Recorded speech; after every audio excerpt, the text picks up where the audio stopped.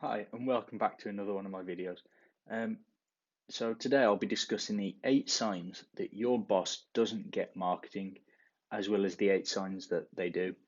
Um, so how do you know if your boss, CEO, or owner gets marketing?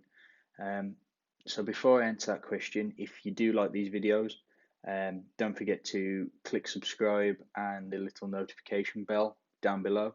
And don't forget to leave a comment as well, letting me know which parts you like and what you want me to cover in the future.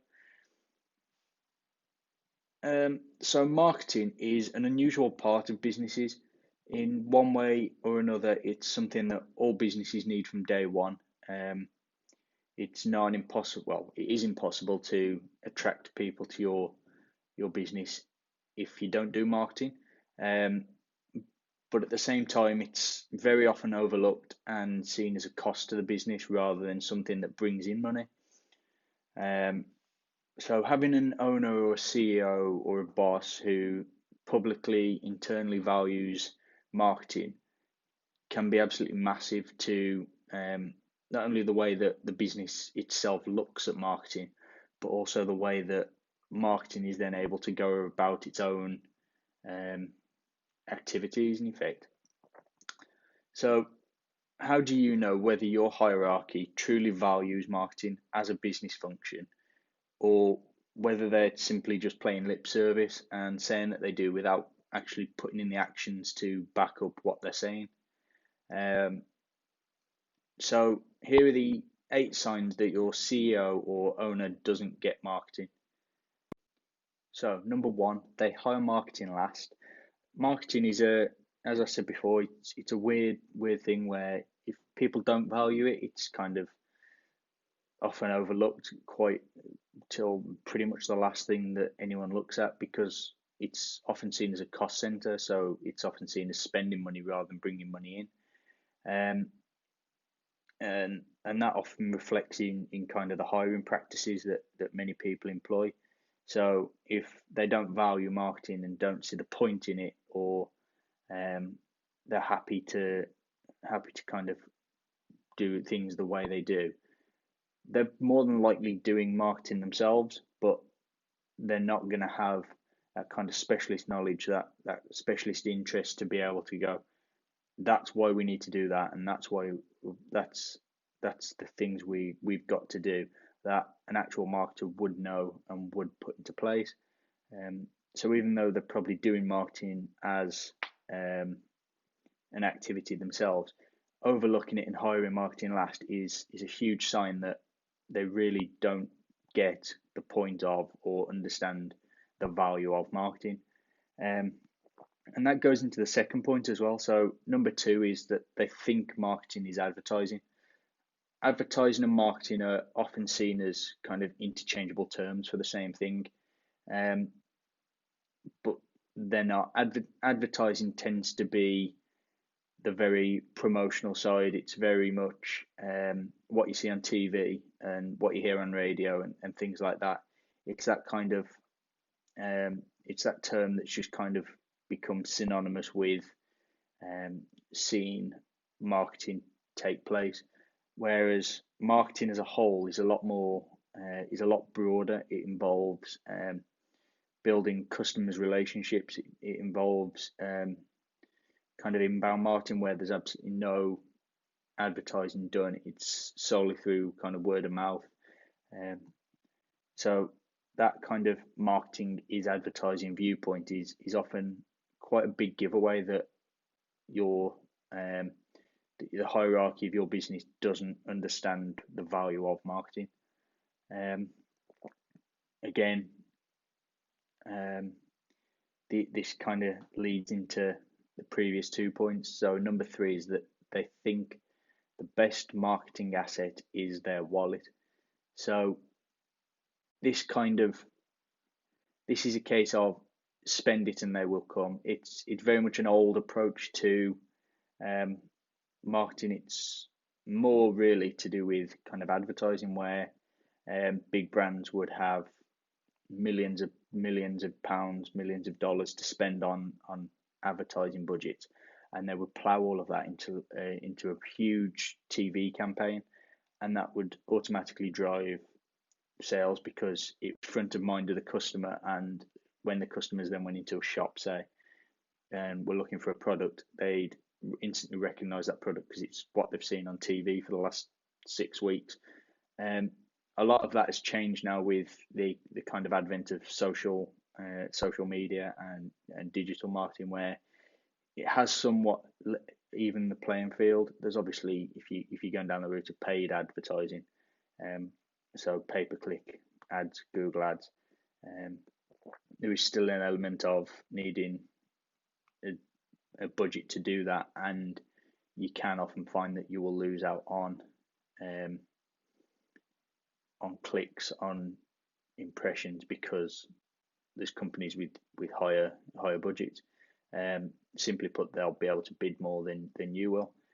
But the advent of social media, of digital marketing, of content marketing, all these kinds of things have meant that having a huge wallet to invest in marketing isn't quite as important anymore. You can still carve out part of your part of the market for yourselves without having to spend fortunes, and having a marketer who understands that and realizes that and understands where you're trying to get to as a business, will mean that you're not only not wasting money, but you're also making all the money that you are spending work as hard as you could possibly can. One of my favorite sayings is that 50% of our marketing budget works, 50% of our marketing budget doesn't. We just don't know which 50% it is. Off the top of my head, I can't remember who said that, but it's so true, and kind of and does link into that. Number 4 is that they ask the marketing head to tell the story. This is especially true in small businesses, where often the owner or the CEO, depending on what title they've got, is the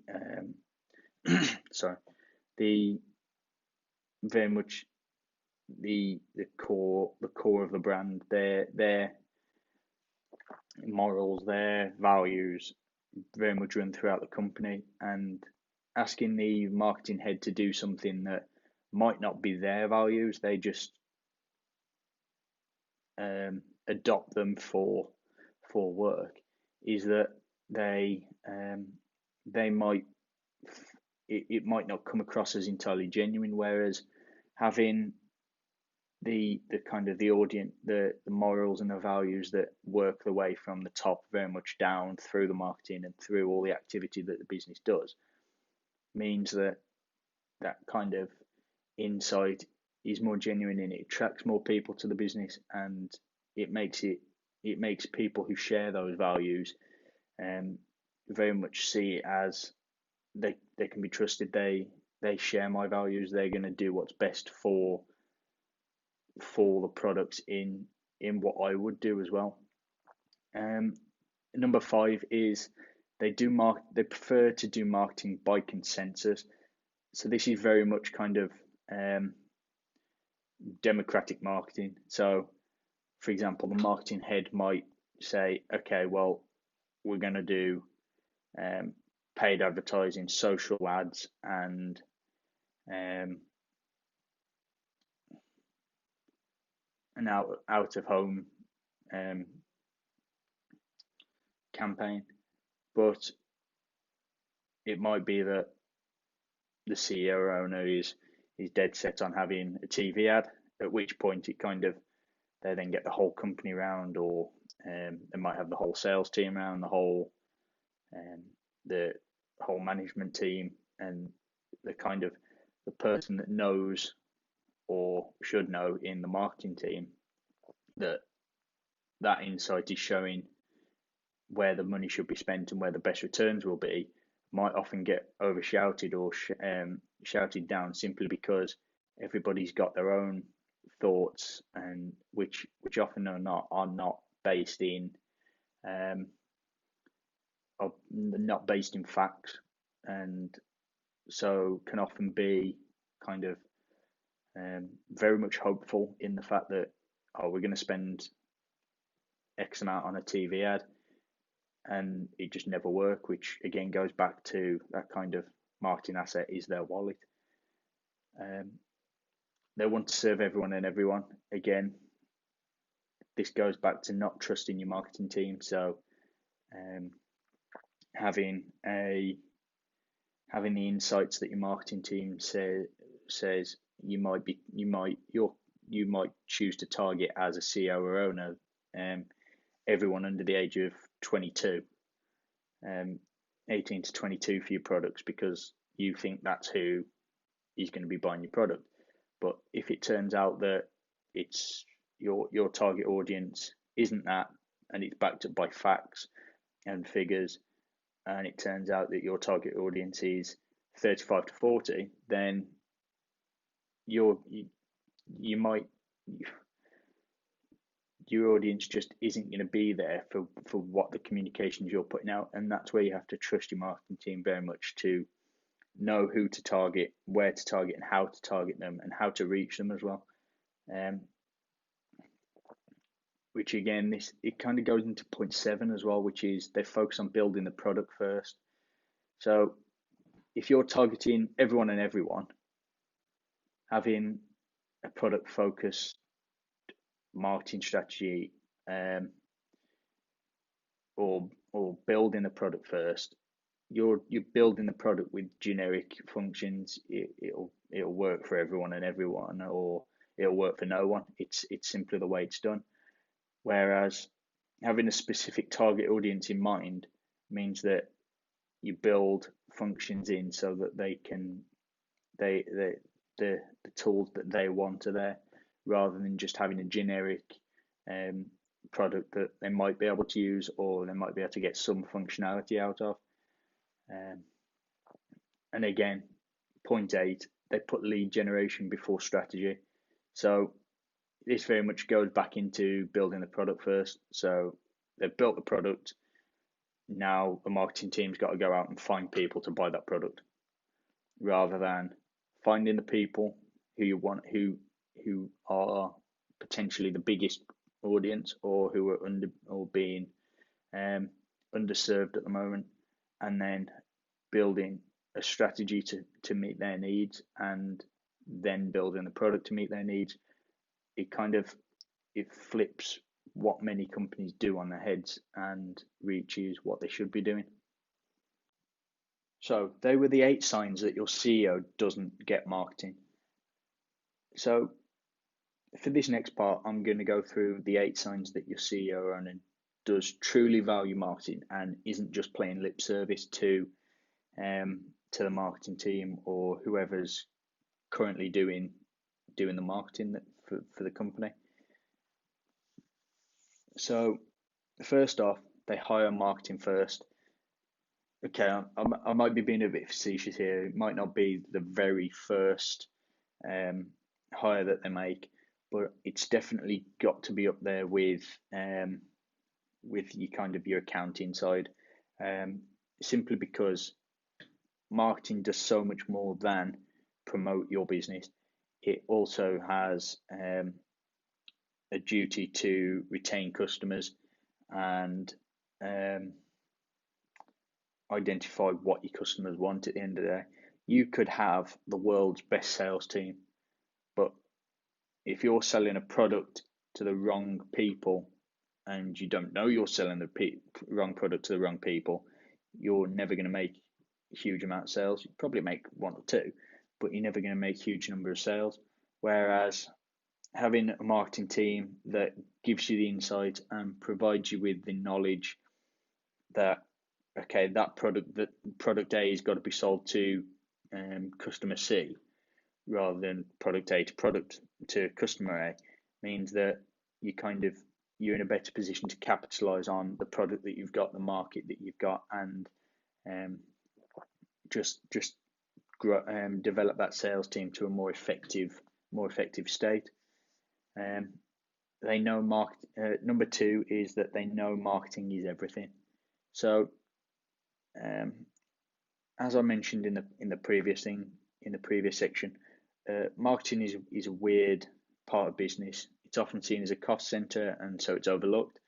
But those who truly value marketing understand that it's so much more than just simply business promotion. And this point that they know marketing is everything kind of shows that they're not just, oh, marketing's promotion, well, we can leave that till last. It's understanding that marketing is everything from market research to promotion to retaining those customers that you've then got through the promotion, and kind of everything in between then. And again, number three, they know that the best marketing asset is themselves. And this is a bit more for kind of small businesses where the owner is very much the driver behind the brand values, behind the way that everything is done. So if the owner truly understands marketing, that they will know that they are in effect the face of the brand. They're willing to go out and meet the customers. They're willing to be on say a video explaining the company's values and talking about the company's values, rather than just kind of handing it off to the head of marketing or the marketing coordinator or whoever it is, and kind of truly engaging. They then truly engage with their audience, who then see it as, okay, well, that's the face of the brand, and that's who we're gonna be talking to. Or, okay, well, he's the head of the brand, he's really charismatic, or she's really charismatic, and I can definitely see myself working with them down the line. And number four is, again, just another kind of arm to this, that they live and breathe the company story.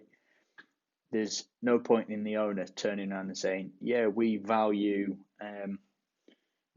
hard working, if they turn up once a week, or if they sit there and they say, yeah, we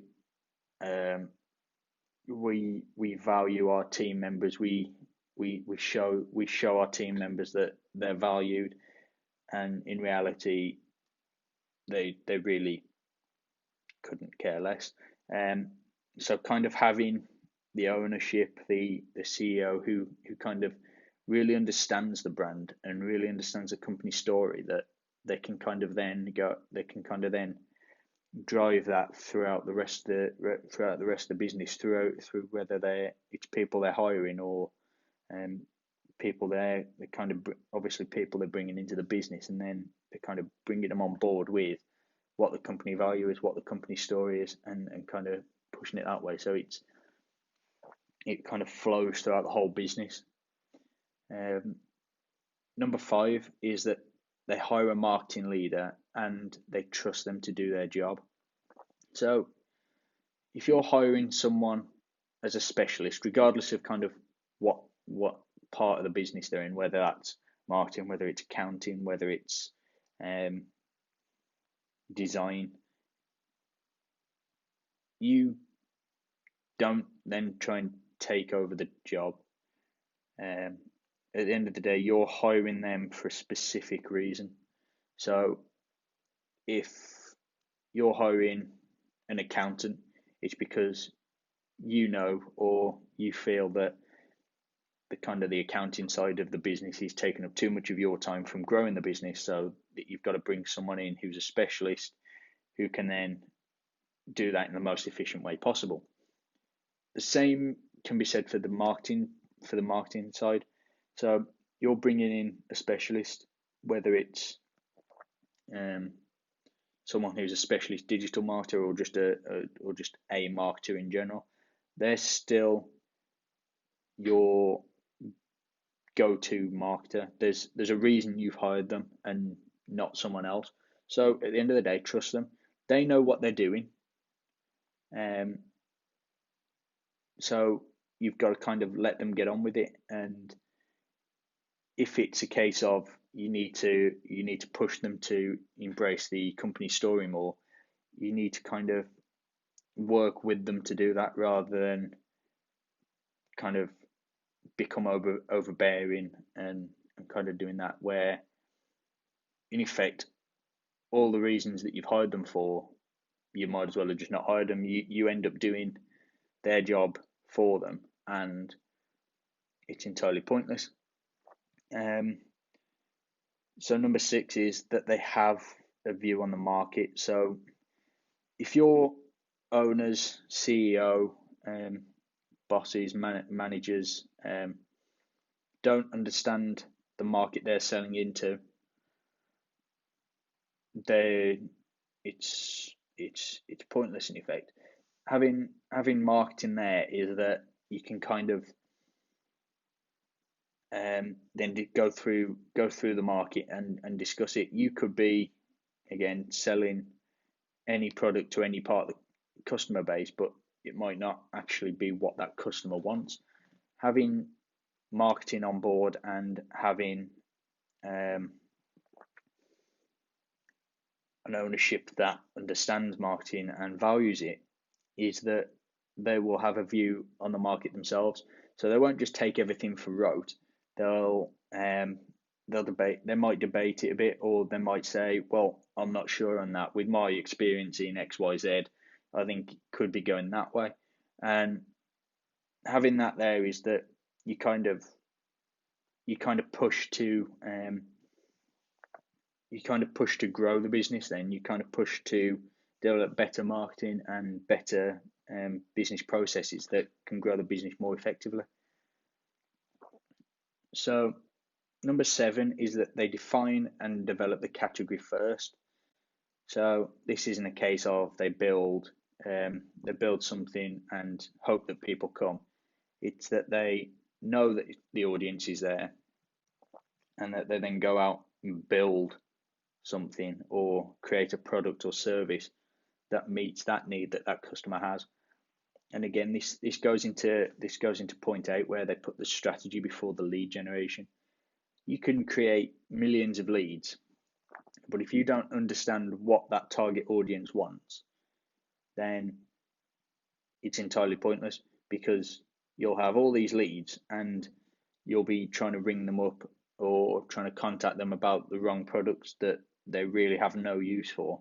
Whereas understanding what they want, having the strategy behind it, means that when the leads do come in, you're in a position to capitalize and go, okay, well, your need is best served by that product that we do, and someone else might be served better by that product that you do.